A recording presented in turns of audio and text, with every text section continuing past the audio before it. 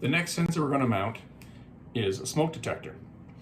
Again, it's not an exact science on where these need to go. You want to get it as high as possible. If there's a peak that you can reach wherever smoke is going to collect, that's where you want to mount it. So your smoke detector comes with a base and a detector. So you want to remove the smoke detector, insert the 3 batteries, and then determine where it's going to mount. You're going to take the base plate, put it against the wall as high as you can get, wherever you're going to install it.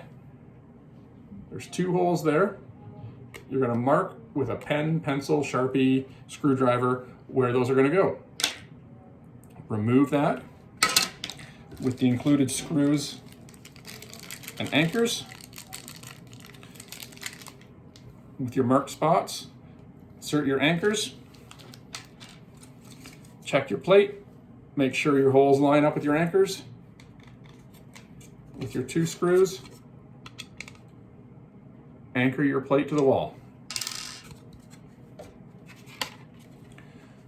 When your plate's installed to the wall, all you do, insert the smoke detector, twist and lock. That's all there is to it.